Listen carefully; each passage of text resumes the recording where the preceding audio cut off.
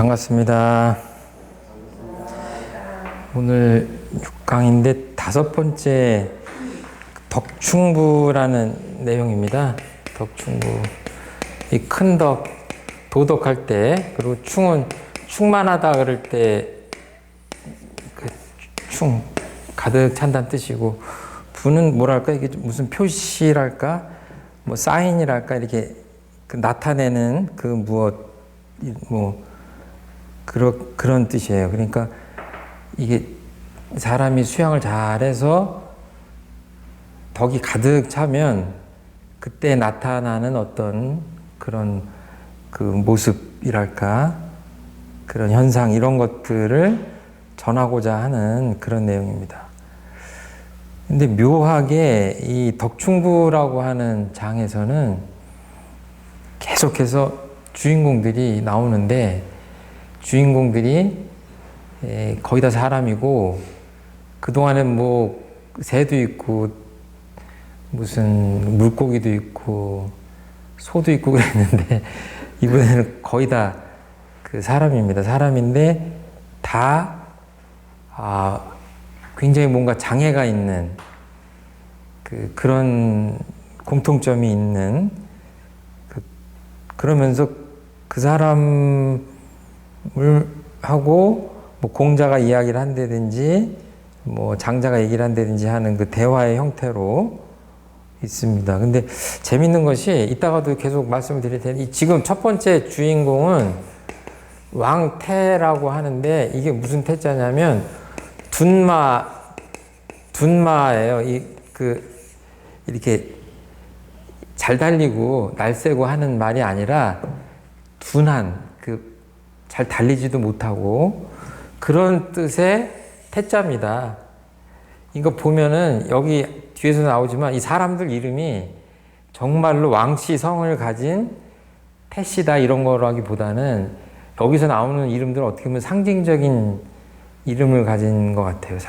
어떤 상징성을 가지고 장명을 한 그런 건 아닐까 싶은데, 이게 뭐예요? 굉장히, 왕은 제일이란 뜻이죠. 제일 둔한 말이에요. 둔한 말. 근데 이 사람도 뭐냐면 형벌로 발을 잘렸다. 옛날에는 이렇게 감옥에다 가두는 형벌도 하지만 막 사람 신체 일부를 잘라버려가지고 아주 영원히 불구로 만드는 그런 형벌들을 했던 모양인데, 중죄를 지은 것 같아요. 예전에 뭐 조선시대 같은 데도 보면은 이렇게 여기다가 문신 같은 걸 해가지고 평생 죄인임을 나타내는 그런 것도 있고, 뭐 여러 가지가 있는데, 발을 잘린다, 이제 이런 얘기가 나왔어요. 근데 이 사람이 서서 가르치지도 않고 논하지도 않는데 텅 빈 머리로 간 사람이 머리가 꽉 차서 돌아옵니다. 애써서 가르치지도 않았는데 그렇다라고 이야기를 하는 거예요.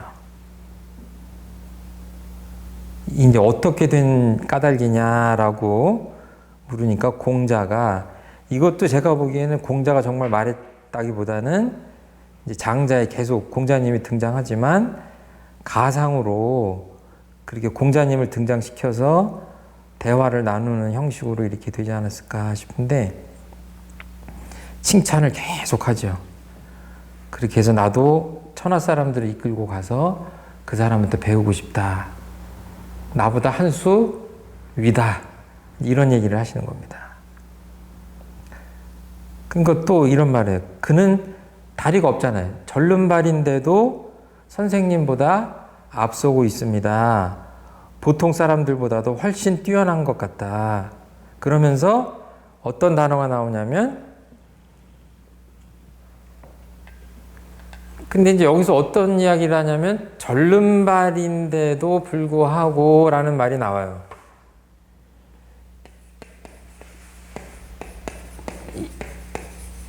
이 장애인이라는 얘기죠. 요즘 말로 하면. 사실은 이건 상입니다. 우리 표현으로 하자면 어떤 상이에요. 모양. 그러니까 장자의 그 근본 사상에 비추면은 절름발이라고 하는 것조차도 의미가 없죠. 의미가 없습니다. 그래서 이 상에 대한 얘기를 하는데 사실 이것도 의미가 없다. 그 다음에 이러한 사람은 마음 쓰임을 어떻게 하고 있는 것일까라고 물어요. 그게 어떤 단어가 나오냐면 용심이라는 단어가 등장을 합니다. 이게 우리 원불교 소태한 대종사님의 마음 공부는 마음 공부하고 꼭 맞는 대목이에요. 용심법 그러죠. 용심법. 마음 쓰는 법, 마음 공부. 이게 지금 그 마음 씀이 다르다. 그러면서 쭉 이런저런 설명을 하는데 어떤 표현이 나오냐면 의지할 것이 없는 참된 경지를 알고 있다. 이게 누누이 앞에서도 나온 대목인데요. 이제 금강경으로 하자면 응무소주 이생기심이라고 할 수도 있고, 여기서는 어떤 표현을 했냐면 의지할 곳이 없다라는 표현을 무가 이렇게 표현을 했습니다. 의지할 곳이 없다. 이렇게 표현을 했어요. 그러니까 옳다, 그르다, 뭐 여러 가지 도다, 법이다, 뭐 이런 것들로부터 자유로운 상태에서 아주 그냥 덕스럽게 마음을 쓰는 그것만으로도 충분한 이제 그런 상태입니다. 아주 대자유의 경지를 얘기를 하시는 거죠.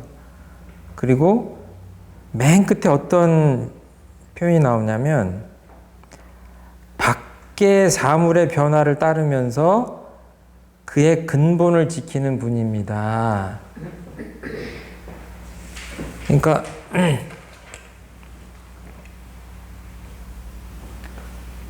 마음을 쓰는데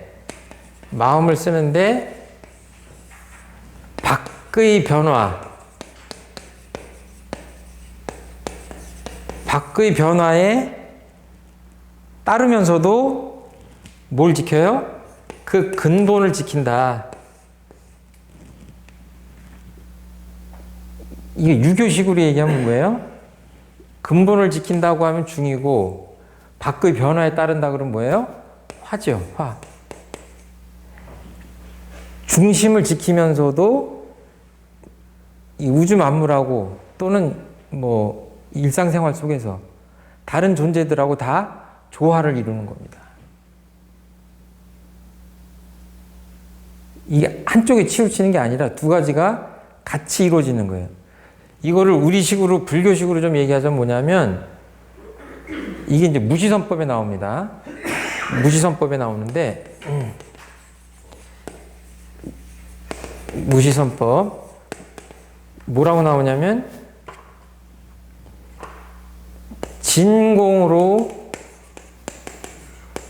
체를 삼고 몸을 삼고 묘유로 용을 삼는다. 이게 체용이에요. 텅 빈 것으로 중심을 삼고 묘하게 없는 가운데서 묘하게 마음을 발해서 그때 맞게 대상에 맞게 이렇게 잘 천만변화에 맞게 마음을 잘 쓰는 거를 여기서는 진공묘유라고 진공으로 체를 삼고 묘유로 용을 삼는다 이렇게 봤어요. 그러면 뭐예요? 유교의 중은 굳이 얘기를 하자면 진공으로 묘를 삼는 거고, 그러니까 뭐예요? 저번에도 얘기했지만 가만히 있으면 마음이 편안하고 고요하고 아무것도 없이 그게 편안해야 돼요. 그냥 쉬운 표현으로. 무슨 경계나 상황의 변화가 있거나 이러면 어때요? 그때 거기에 맞게 그때 마음이 발해서 응하면 되는 거죠. 여기까지는 그렇게 하고요. 이제 2번으로 좀 넘어가겠습니다. 그 왕태라는 사람에 대해서 이제 공자가 칭송을 하니까 거기에 대해서 다시 묻는 내용입니다. 그래서 공자님이 뭐라고 표현을 하시냐면 여기 간이 있고 옆에 쓸개가 있죠. 제가 제 뱃속에 있는 거지만 정확한 위치를 모르겠는데 간하고 쓸개하고 거의 같은 쪽에 붙어 있지 않습니까? 그러니까 이제 복잡하다고 생각하지 마시고 그냥 이 비유를 재밌는 비유를 이렇게 마음에 담으시면 이렇게 참고하시면 될 것 같은데 간하고 쓸개하고 같아요, 달라요?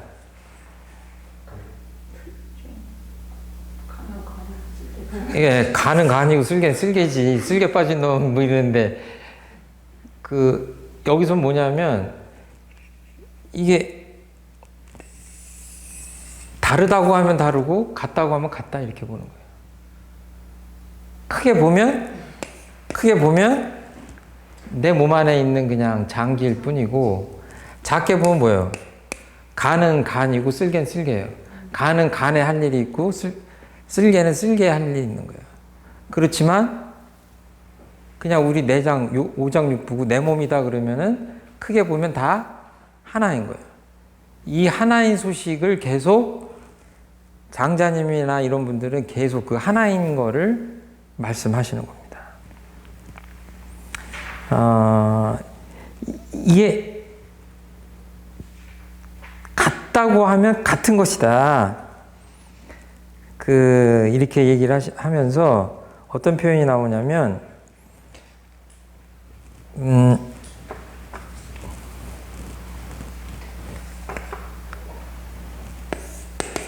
만유, 개, 일, 모두 개자죠. 모든 존재들은 다 하나다. 이 표현이 나와요. 이 본문에. 간과 쓸개가 둘이 아니라 하나다. 정산 종사님 제가 시 한번 해드렸죠. 만유, 화, 위, 일, 천지, 시, 대, 원. 이 만유는 만유 개이라고 똑같아요. 만유는 하나로 돼서 조화롭다. 천지시 대원. 하늘과 땅, 이 세상은 큰 원이다. 그래서 원불교가 어디서 나왔어요? 원불교는 일원상이라고 그러죠? 모든 것들이 다 하나로 같은 소식, 하나로 조화롭게 있는 그 뚜렷한 그 모습을 원불교에서 일원상이라고 그래요. 이렇게 낱낱이 나눠져 있는 게 아니라 이게 뭐예요? 여기는 간, 여기는 쓸개, 여기는 이렇게 된 게 아니라 뭐예요? 만유가 다 같다요, 같다. 네? 이 소식이에요. 이론이라고 하는 것은 만유화윌, 만유개일, 덕이라는 거를 지금 계속 설명을 이렇게 하는 겁니다. 덕이라는 것을. 그러니까 크게 대 그러면은 같은 거예요. 크게 보면 다 같은 겁니다. 작게 보면 다 달라요. 그 얘기를 하는 겁니다.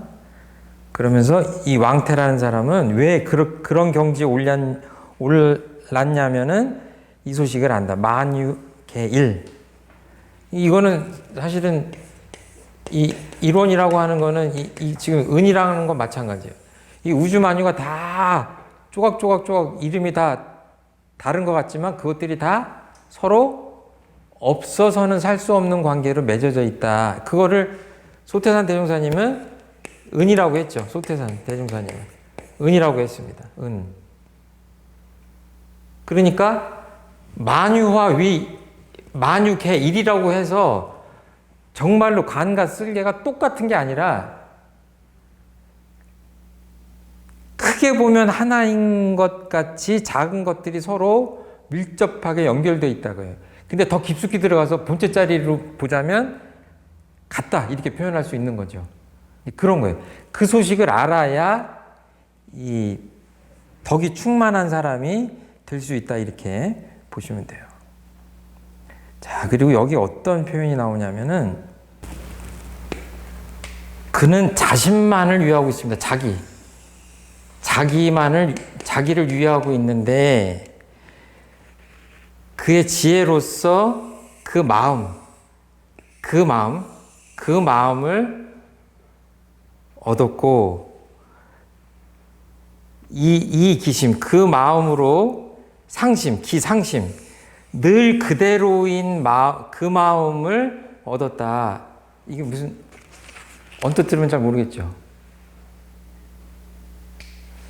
자기만을 위하는데, 그러니까 그 마음을 잘 알았고, 자기 마음을 잘 아는 거를 통해서 뭐예요? 상심, 늘 있는 마음을 얻었다. 이게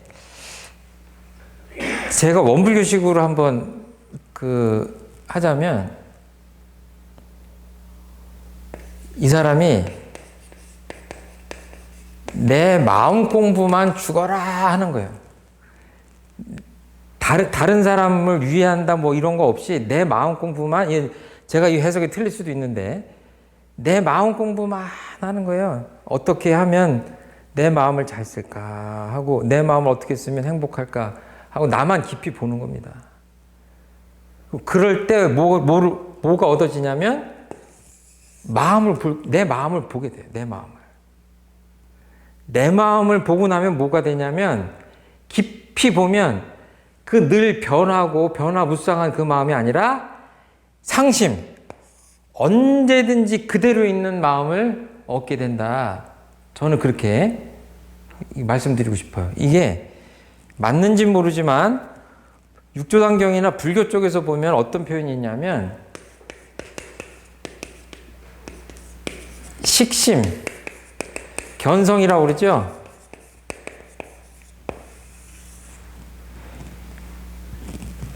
그냥 낱낱이 나오는 이 마음을 알아차려요. 그걸 통해서 뭐예요? 성품자리를 깨닫는다.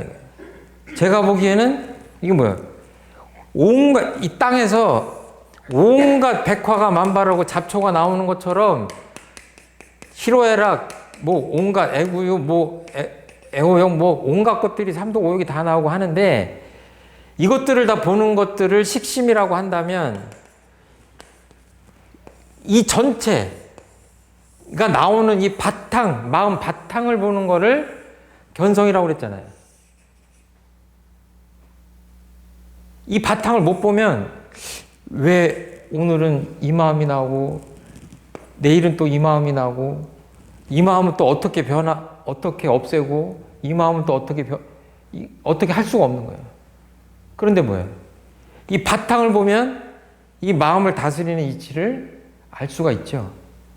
제가 보기에는 식심견성이라는 게 이런 것과 같아요. 그럼 여기서 뭐라고 그랬어요? 득기심이에요, 이게. 예? 기심이요. 그 마음을 얻었어. 그래가지고 득기 무슨 심? 상심.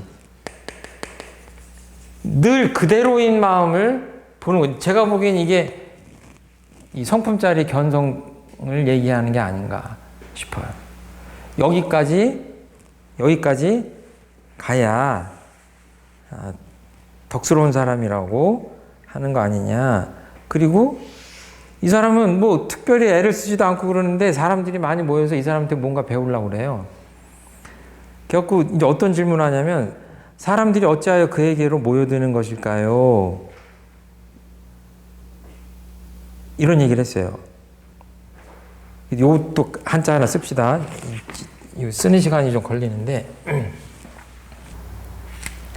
이 감자라고 하는 것은 이건 하지 않는다 이런 뜻이고요. 사람들은 비춰본다는 뜻이에요. 거울에다 비춰본다. 흐르는 물에다가 자기를 비춰보진 않는다. 왜 이 사람이 훌륭하냐는 것을 설명하는데 이 표현을 쓰는 거예요. 사람들은 흐르는 물에다가는 자신을 비춰보지 못하는 거죠, 사실은. 할 수 없죠. 가머지 차분히 그쳐있는 그 지수죠. 흐름을 멈춘 아주 평평한 있는 그대로를 비추는 물이죠. 그 물에 비춰본다. 그러니까 아까 그 발도 잘리고 그런 못난 사람이라고 절름발이라고 하지만 그 사람이 마치 이 지수와 같다. 그러니까 사람들은 이 사람한테 와서 자기 모습을 비춰보려고 한다. 이제 그런 뜻입니다.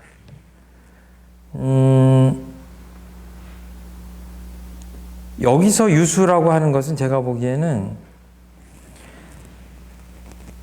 뭐 제가 해석이 맞는지 모르겠는데 마음이 요란한 겁니다. 막 흘러가요, 마음이. 요동치고 흘러가고 가만히 있지 않고 요란해요. 그러면 어때요? 거기다가 이렇게 막 이렇게 요동을 치는 물에다가 어떤 사람이 와가지고 나를 비춰본다? 비춰지지 않죠. 근데 그 사람의 인격이라는 게 뭐냐면 지수예요, 지수. 흐름을 멈춘 물이에요. 명경지수처럼 이렇게 고요해가지고 거울같이 투명하고 사람들의 모습을 비추는 이거를 이야기합니다. 그러니까 내 마음은 어떤가 하는 생각을 좀 해봐야 될 것 같고요. 굉장히 멋있는 표현이에요. 이 해석이 맞는지 모르지만. 그리고 어떤 표현이 나오냐면 유지, 이건 오로지 유자입니다. 오로지 유자에 그칠지, 능지, 중지. 여러 사람이란 뜻이에요. 이 설명이 없이 그냥 이렇게 아주 유지, 능지, 중지 이렇게 써놨는데 여기 이제 이 책을 쓰신 분은 멈춰 있는 물만이 물건들이 와서 멈추게 하고 사람들을 모여들어 멈추게 합니다. 이렇게 했어요. 그래서 이 해석을 그대로 해도 괜찮을 것 같은데요. 이제 제가 한번 그냥 제 식대로 한번 해보자면 내 마음을 여기서의 그친다고 하는 것은 내 마음을 그쳐서 이 지자는 정신수양하고 아주 직결되는 단어입니다. 멈추는 거죠. 내 마음을 멈출 줄 아는 겁니다. 고요히 할 줄 아는 거예요. 내 마음을 멈췄을 때 주변 사물들도 멈춰지고 다른 사람들도 멈춰진다. 또는 그 사람들이 와서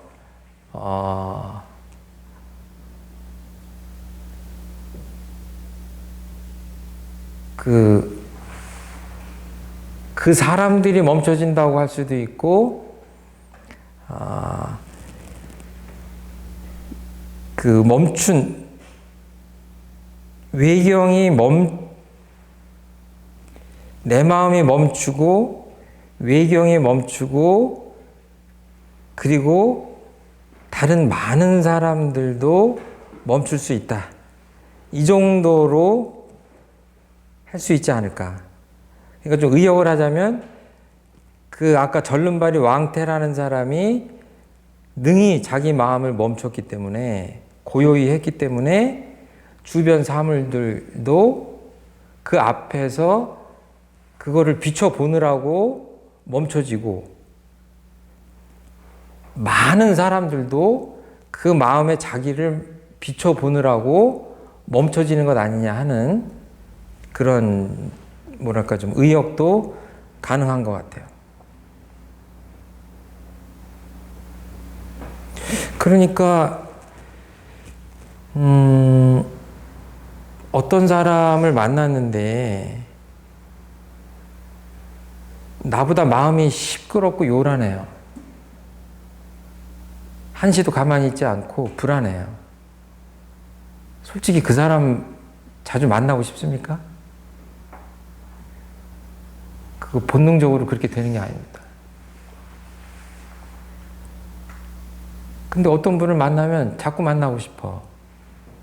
그리고 뭔가 특별한 얘기도 안 했는데 그분을 만나고 나면 내가 좀 새로운 거를 깨달은 것 같고 내 삶이 좀 정돈되는 것 같고 방향로를 알겠고 뭔가 좀 그동안 잘 모르고 있었던 나의 모습도 새롭게 발견하는 것 같다. 왜 그래요? 여기 표현으로 하자면 그분이 멈춰있는 분이기 때문에 그렇다. 요란하고 흘러가고 하는 게 아니라 고요하게 멈춰있는 분이라서 그렇다. 이렇게 볼 수 있을 것 같아요. 자, 3번, 세 번째 한번 넘어가 보겠습니다. 여기도 또 신도가라는 사람이 나오는데 형벌로 다리를 잘린 사람입니다. 왜 자꾸 이 주인공들이 몇 사람이 벌써 나오는데 다리 잘린 사람이 나오느냐. 잘 생각해 보실 필요가 있어요. 제가 처음에는 저도 이 생각을 못 했는데요. 왜 주인공이, 이 책에도 나와 있질 않아요. 왜 형벌로 다리가 잘린 사람이 자꾸 등장을 할까? 이름은 바뀌는데 같아요. 그냥 그러려니 생각하지 마시고 내가 한번 그렇다고 한번 생각해 보세요. 결정적인 장애가 있다. 근데 아까 어떤 표현이 나오냐면 발에 묻은 흙을 털다가 흙을 터는 것 정도로 발이 없는 거를 그렇게 흔연스럽게 생각한다는 표현도 나오거든요. 그럴 수 있겠는가. 다리가 하나 없으면 얼마나 불편하겠습니까? 그리고 이 육신의 장애만이 아니라 사람들 마음마다 어떤 결정적인 장애가 되게 있습니다. 상처나 어떤 것들이 있어요. 반드시. 제가 보기엔 그렇기 때문에 이 결정적인 장애를 갖고 있는 사람들이 등장을 하는 것이고 이분들의 마음 씀씀이와 세상을 살아가는 것들이 그게 지금 허무맹랑한 얘기를 하는 게 아니라 이럴 수 있는지 내 삶에 비춰보지 않으면 장자님의 이 마음속 깊이, 이 가르침 깊이 들어가기 쉽지 않다.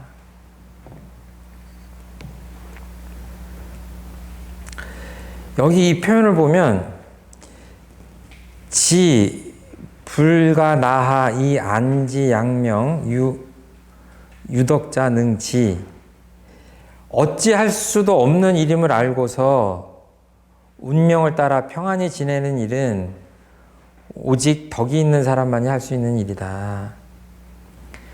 이렇게 결정적인 장애가 있는데도 불구하고 이제 어찌하지 못한다는 것을 알면서도 그 운명에 편안하다 이거예요.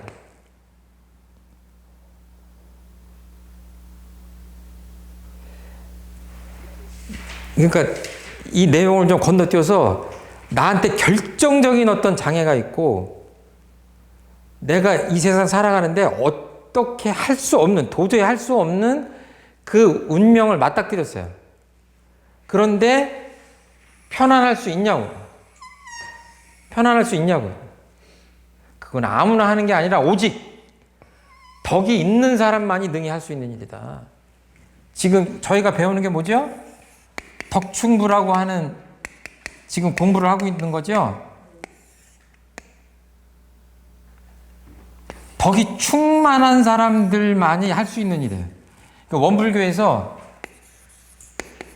원망 생활을 감사 생활로 돌리자 그러잖아요. 감사 생활로 돌리자. 원망을 할 수밖에 없는 상황인데 어떻게 감사가 돼요? 지금 상대방을 어떻게 그냥 해코지를 해도 시원치 않은 판이야. 그런데 어떻게 감사를 하라는 얘기예요. 이게 그냥 이렇게 생각하면 그냥 감사를 잘 해야 되겠거니. 어떻게 감사가 됩니까? 억울해 죽겠고 속이 답답해서 터질 것 같은데 어떻게 감사를 하냐고. 그 얘기나 어찌할 바를 모르는 이 상황이나 같은 거죠. 그럼에도 불구하고 감사 생활할 수 있다고 하는 거는 제가 보기에는 여기서는 장자님이 그 사람이 덕인이다. 어찌할 수 없는 상황에서도 편안할 수 있고 거기서 뭔가 우리식으로 얘기하면은 은혜를 발견하고 어떤 법 있는 심신작용을 한다고 하는 것은 쉬운 게 아니다. 자, 네 번째 넘어가겠습니다. 여기서도 숙산무지라고 하는 사람이 나오는데요. 이 지자가 뭐냐면 발이란 뜻이고 이 복숭아뼈 밑에 있는 발, 복숭아뼈를 기준으로 해서 그 밑에 있는, 그러니까 이게 여기서도 이 사람 정말 이름이 그렇다는 게 아니라 그 발이 잘렸다는 얘기를 이렇게 발이 잘려나가서 없다라는 얘기를 이런 식으로 무지라고 이름을 하지 않았나 싶어요. 근데 이제 여기 한자로 보면 맨 끝에 어떤 표현이 나오냐면 죽음과 삶을 한 가지로 여기게 하고 가한 것과 불가한 것이 같은 종류임을 깨닫게 하지 않았소. 이런 표현이 나와요. 그러니까 다른 것들, 아까 간하고 쓸개 얘기했죠. 여기서는 삶과 죽음, 가한 것과 불가한 것들을, 이게 뭐냐면 한 조다 이거예요. 요즘 말로 하면 한 세트야. 하나다. 이거는 하나로 관통돼 있다. 다르지 않다 이거예요. 이 간과 쓸개가 완전히 분리돼 있지 않고 삶과 죽음이 완전히 분리돼 있지 않고 가와 불가가 서로 통하는 것이다 이거예요. 이것들을 알아야, 깨달아야 질곡이라고 하는 건 이렇게 수갑 같은 거, 발과 손을 묶는 이 질곡에서 해방된다고 그러잖아요. 질곡에서 풀려날 수 있다. 계속 그 얘기를 하는 겁니다. 그 어떤 사람을 계속 형벌받은 사람들, 불구자 이런 사람들을 등장시키면서 그럼에도 불구하고 그 사람들이 이런 덕스러운 사람이라고 이렇게 인정되고 칭송받고 하는 이유가 뭐냐 하면서 거기에 대한 설명을 하면서 여러 가지로 지금 얘기를 하지만 결국은 하나로 계속 그 같은 이야기를 하고 있습니다. 또 여기도 똑같이 발이 잘린 주인공이 등장을 했었습니다. 자, 5번은 그 좀 앞에 거 다 생략하고요. 제가 맨 끝에 이런 대목이 있습니다. 저기 이제 한자로 좀 써놨는데요. 말을 하지 않아도 남에게 믿음을 주고 아무 공로 없이도 남과 친근해집니다. 사람들이 자기의 나라를 내어주면서도 오직 그가 받지 않을까 두려워하게 만들고 있습니다. 그는 반드시 재질은 완전하면서도 덕을 겉으로 나타내지 않는 사람일 것입니다.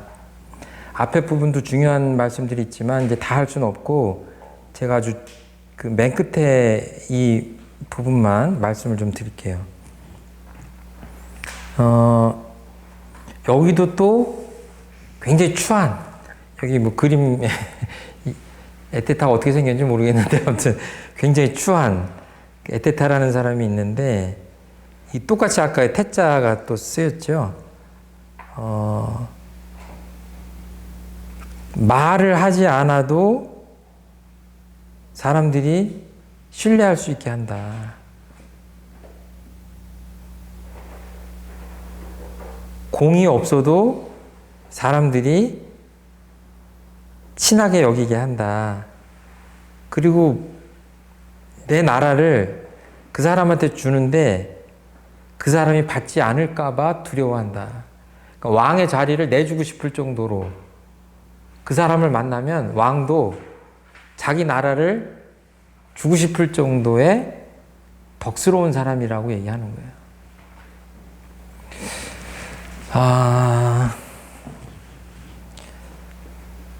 이게 좀 이게 감이 잡히십니까?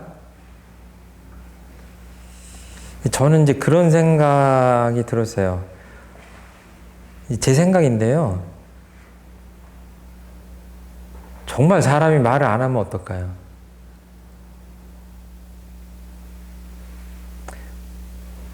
하는 일도 없어. 공도 안 세워. 노력도 안 해. 제 생각엔 그래요. 이 사람이 처음부터 뭐 벙어리로 살면 제일 덕 있는 사람이다 이런 얘기가 아니잖아요.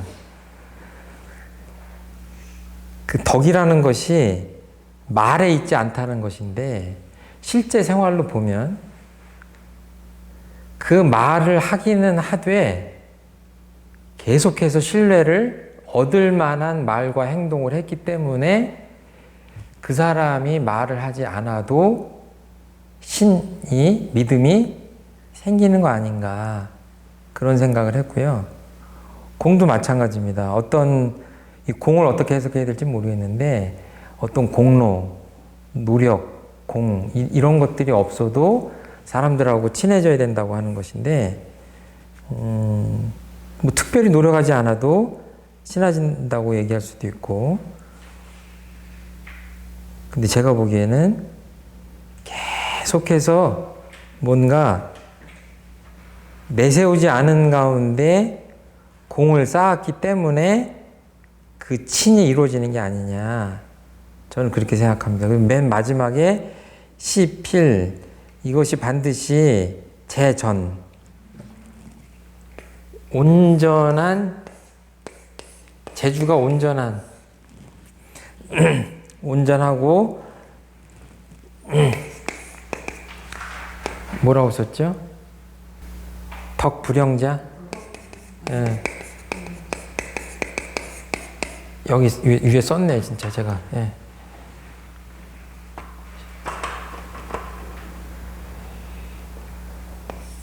이게 잘 보셔야 될 것 같아요. 온전한 제주라고 하는 것은 덕불영자예요.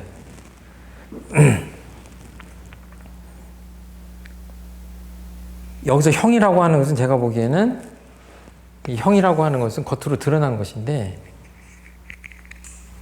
우리로 얘기하자면 이 형은 무상이겠죠, 무상.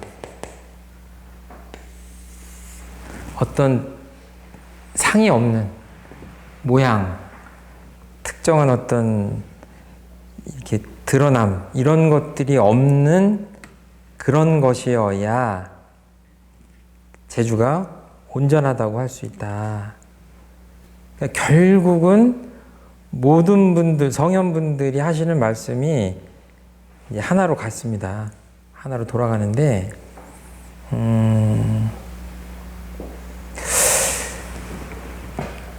말도 없어야 되고, 또, 뭐랄까요, 공도 없어야 되고, 주로 없어야 된다는 이야기를 계속 많이 하는데, 이런 그 무위의 가르침이 공자님의 가르침하고 조금 대질리는 면이 있습니다.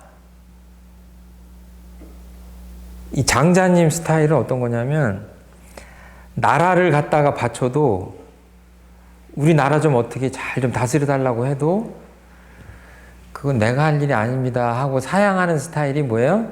이 도가 쪽, 장자님 쪽, 노자님 쪽 사상이에요. 그거는 이렇게 좀 시쳇말로 하수들이 하는 거지, 덕인 제대로 된 그 고수가 할 일이 아니다. 무유의 치를 얘기하는데, 공자님은 어떻게 사셨냐? 아시는 바와 같이 오랜 세월 동안 여러 나라를 다니시면서 관리로 등용해 주기를, 왕이 될 수는 없고 요즘 말로 하면 국무총리 정도의 버금가는 어떤 재상이겠죠. 그 정도 되는 위치를 달라고 하셨어요. 계속. 굉장히 오랜 세월 동안.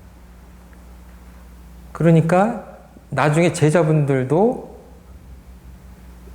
뭐랄까 이제 지치고 짜증이 나고 그래가지고 공자님한테 대들고 질문하고, 왜 공자님의 스승님의 그 가르침이 굉장히 고준하고 이 세상에 필요한 것인데 왜 이렇게 세상에서 받아주지 않냐 하는 식의 어필을 합니다. 어떤 사람은 상갓집 개 같다 라는 표현도 했어요. 그 초상난 집의 개가 어떤 신세예요? 주인공이 아닙니다. 그 상갓집에서 개가 돌아다니면 아무도 개를 쓰다듬어 주지 않아요. 초상이 났기 때문에. 평소에 개라고 하는 것도 별 존재감이 없는 동물이긴 하지만 초상이 났을 때 개는 뭐예요? 생각만 해도 야 저리가 그러지, 그건 누가 쓰다듬어 주지 않잖아요. 상갓집 개 같다고 그랬거든요. 그럼 제가 뭐 장자를 공부하는 시간이니까 장자만 얘기하면 될 것 같지만, 가만히 보면 우리가 높이 생각하는 공자님 같은 분의 삶하고는 너무 다르잖아요. 그렇죠? 그러면 공자님이 맞다고 할 것이냐, 장자님이 맞다고 할 것이냐.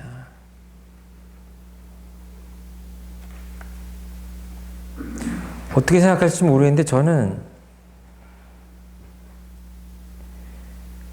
아마 제가 생각이 안 나는데 십몇 년을 그렇게 하신 것 같은데,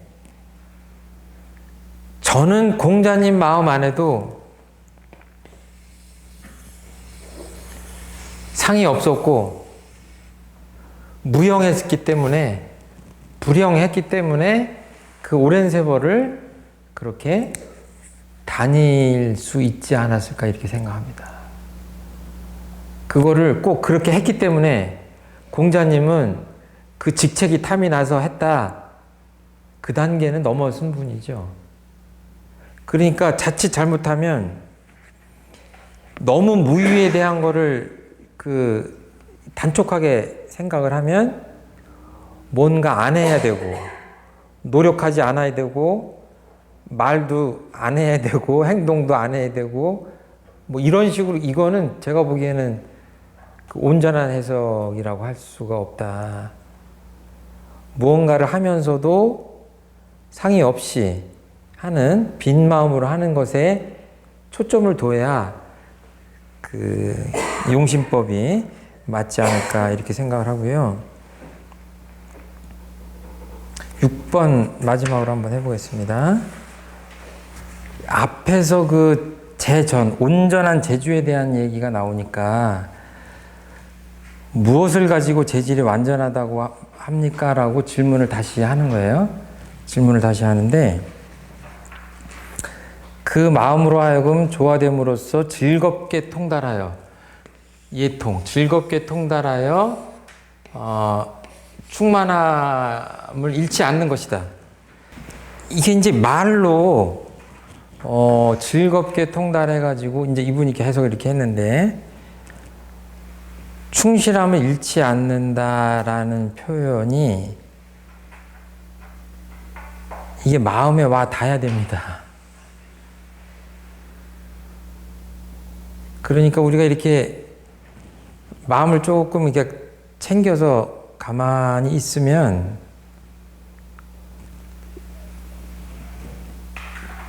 마음이 허전한 게 아니라 충만해야 돼요.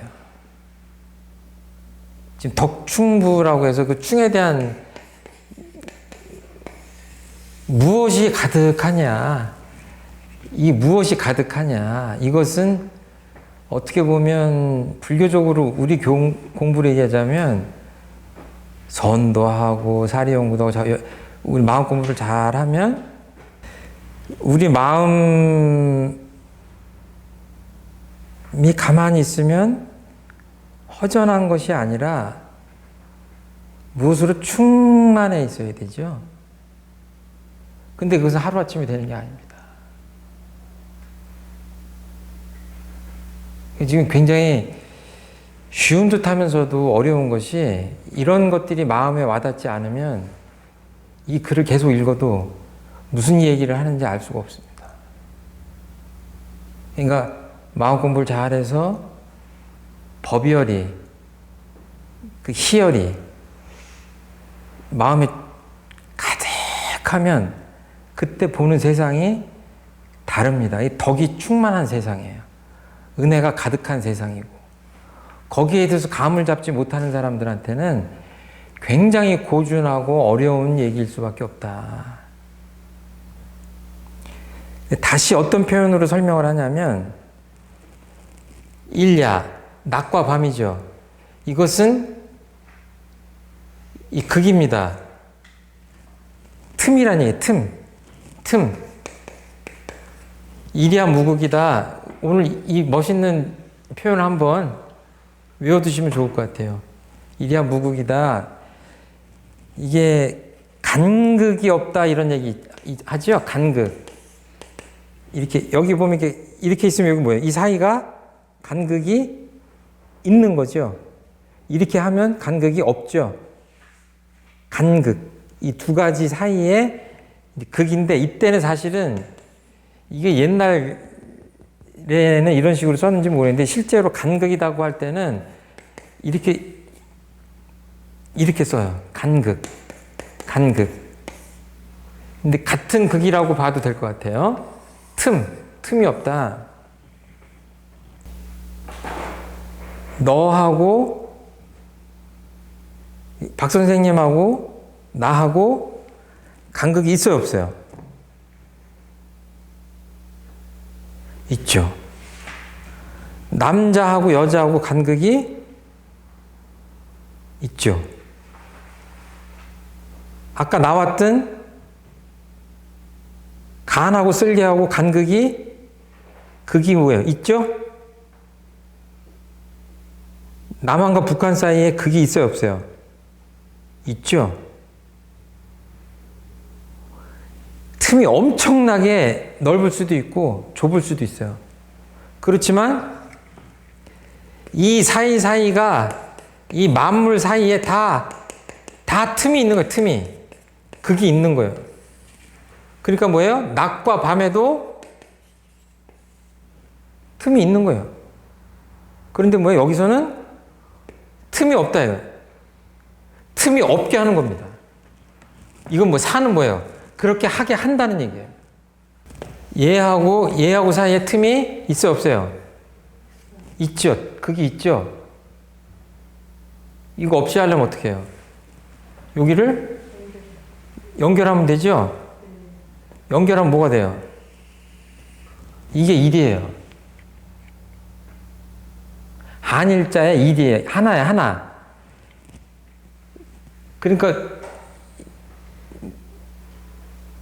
참 묘한 것이 이런 거 있죠? 이런 거. 이거는 주역에서 수를 나타냅니다. 주역은 디지털이 0 아니면 1이라고 하듯이 주역은 뭐예요? 이거 아니면 이거예요. 이걸 두 가지로 이루어졌어요. 그렇죠? 그래서 뭐 이렇게 하잖아요. 이렇게. 예? 이렇게 하면 극이 있는 거고 이렇게 하면 그게 없는 겁니다. 이거를 더 원불교식으로 어떤 표현이 있냐면 전이라다 그래요. 오롯할 전자예요. 오롯하게 하나예요. 이거를 감을 못 잡으면 뭐예요? 지금 오늘 얘기하는 덕하고는 상관이 없어요. 이거 뭐냐? 덕이라는 것은 큰 덕이라고 얘기하죠. 큰 거를 얘기합니다.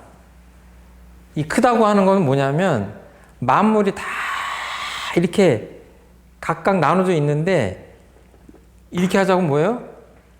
한 덩어리로 딱 꿰어지는 거예요. 하나로. 그러니까 그 덕이 충만한 사람한테는 어때요? 미운 사람이 가도 착한 사람이 가도 보통 사람이 대하는 것하고는 다르죠. 같게 보는 게 있죠. 같게 보는 게. 간극이 없다. 여러분들은 어떤 간극이 제일 많아요? 살아가면서. 이게 이제 어떤 표현이냐면요. 이 재미있는 표현인데요.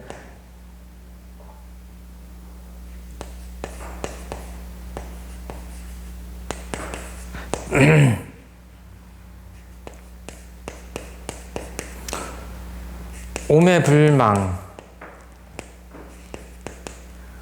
오매불망. 불교식으로 하면 오매일려. 낮과 밤 사이에 간극이 없다고 그랬잖아요. 우리 어떤 거 있어요?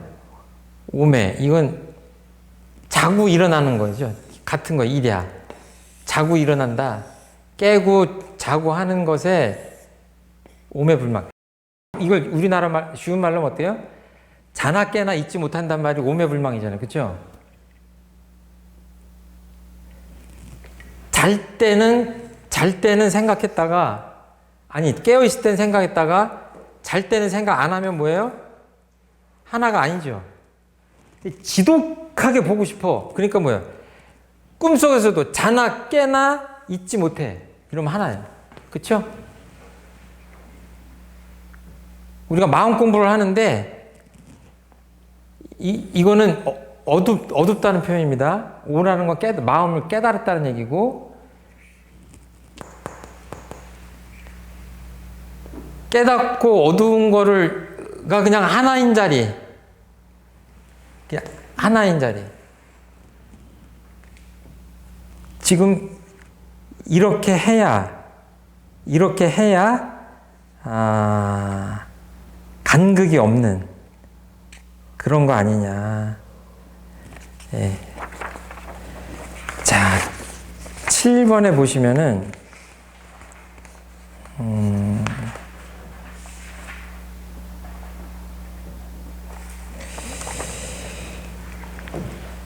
여기 또 이름이요. 인기지리무순이에요. 7번의 주인공이 인기지리무순인데, 이 인자는 뭐 성곽의 문이라고 하는데 구부러진다 이런 뜻이고요. 이 기자는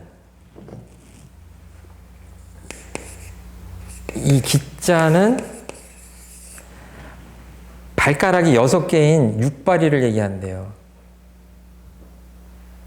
그 지리는 무슨 이게 곁가지가 이렇게 나뉘어져 있는 것들을 얘기하는데, 여기도 보면 이 주인공이 뭐예요? 그리고 이제 입술 순자잖아요. 발도 6개고 입술도 없고 구부러지고 뭐 이렇게 못난 사람을 이야기하는 것 같아요. 계속 지금 그런 사람들을 주인공으로 세워가지고 하는데, 성인은 어떤 사람이냐면 사람의 형체는 가지고 있는데 그 속에 들어있는 게 보통 사람하고는 다르다는 얘기예요. 인지형은 갖고 있대. 사람의 형체는 갖고 있으되 사람의 감정은 갖고 있지 않다 이거예요. 굉장히 중요한 말인데 사람의 형체를 갖고 있기 때문에 사람들과는 어울린다. 그런데 사람의 감정이 없기 때문에 뭐라고 그랬어요? 시비 부득어신. 시비가 그 사람 몸에 붙지 않는다 이거예요. 시비를 초월할 수 있다 이거예요. 그러니까 이렇게 그 성인이라고 해도 보통 사람과 같아요. 보통 사람과 같아 보여. 그렇죠. 뭐가 다른 거예요? 우리식으로 얘기하면 마음이 다른 겁니다. 마음이 달라. 그러니까 사람 모양을 하고 있으니까 군중 속에 있어서 사람들하고 어울리지만 그 마음 씀씀이가 다르기 때문에 보통 사람이 겪는 시비로부터는 초월해 있다. 그러니까 계속 발이 잘린 사람, 못생긴 사람 이런 사람들을 얘기하는 게 뭐예요? 유난히 지금 그렇게 못생기고 발이 잘린 사람들을 얘기를 많이 하는데 그 불구자들을 등장시키면서 외형에 있지 않다.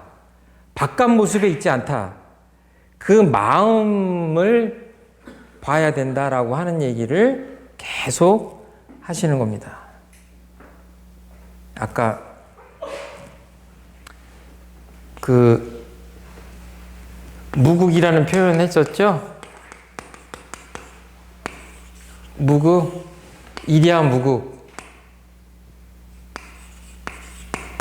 낮과 밤 사이에 틈이 없다 그랬죠?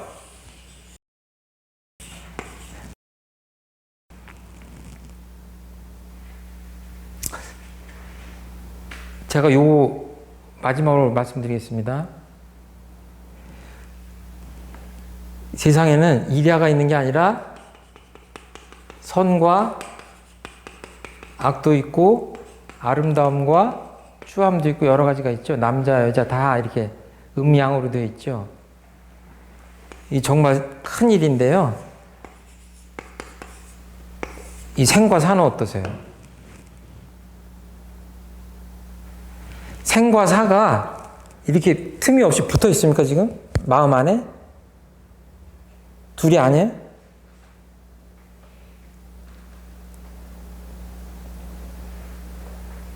옆집에 정말 형편없는 인간이 살고 있는데 그 사람하고 나하고 정말로 이렇게 하나예요?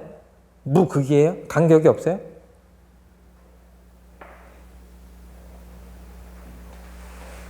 이거는 작은 얘기가 아닙니다. 이랴 무국이라고 하는 것은 작은 게 아니에요. 낮과 밤을 얘기하는 게 아니라 이 상충되는 음과 양, 상반되는 가치관 이런 것들이 정말로 없느냐 하는 하나된 소식, 그 소식으로 들어가지 않으면 이 제목이 뭐예요? 이 덕의 세계에는 들어갈 수 없다. 간격이 없어야 된다. 간격이 없어야 된다. 요거를 하나 좀 마음에 챙기시고 이 시간 마치도록 하겠습니다. 감사합니다.